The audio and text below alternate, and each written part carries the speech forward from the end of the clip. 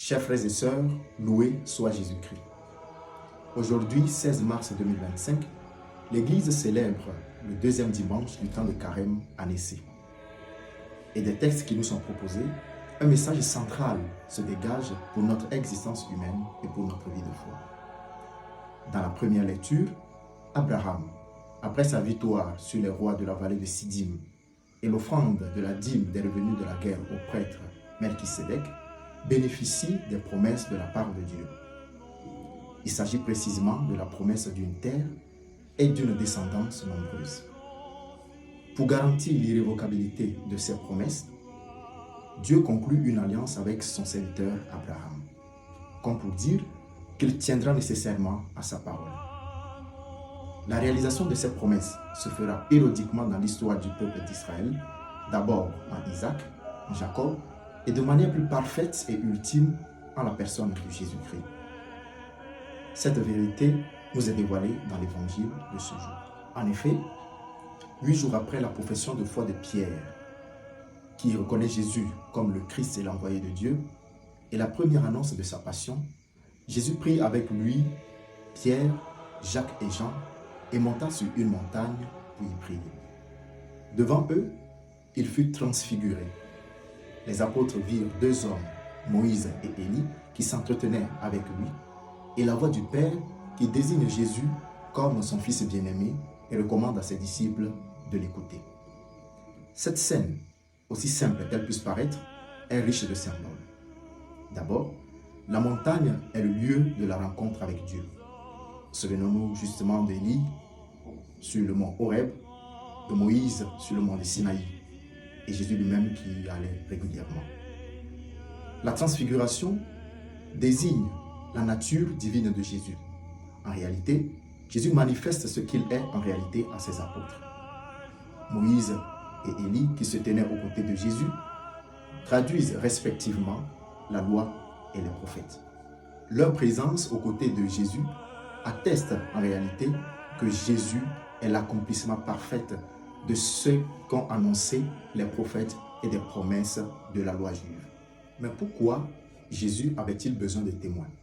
Ne pouvait-il pas y aller seul, comme par exemple juste après la multiplication des pains, où il s'est retiré seul? En effet, le choix des apôtres a été à dessein.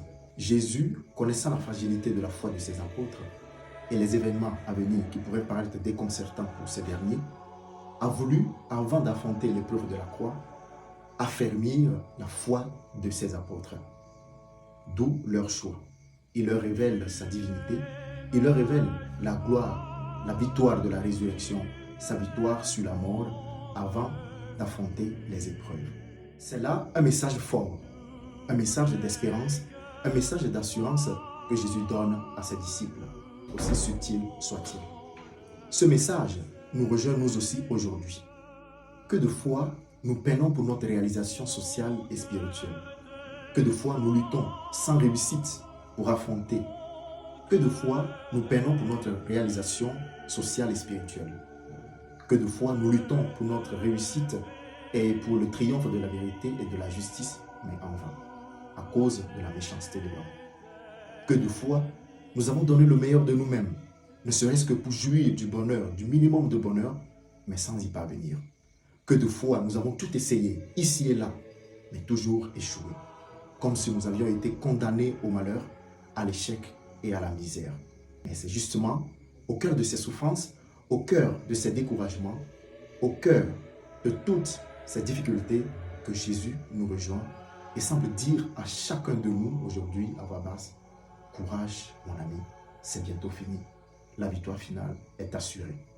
Jésus nous rassure donc et nous donne la force de continuer notre pèlerinage malgré les péripéties du périple.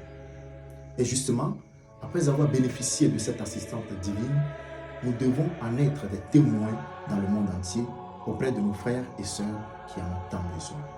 Ainsi, nous sommes aussi conviés aujourd'hui à être des porteurs et des signes d'espérance dans le monde entier. En clair, c'est une invitation à tendre la main pour relever celui qui est faible, pour assurer ceux qui doutent, pour dire des paroles réconfortantes à ceux qui sont affligés, pour donner de l'espérance à ceux qui ne croient plus en l'avenir, pour accueillir et aider ces nombreux déplacés de guerre, ne serait-ce qu'avec un seul verre d'eau, pour visiter le frère malade, pour supporter autant que nous le pouvons ces enfants analphabètes, à prier pour le monde entier, et j'en passe.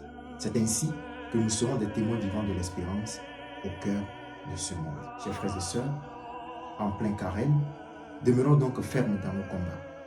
Implorons sans cesse l'assistance et la grâce de Dieu.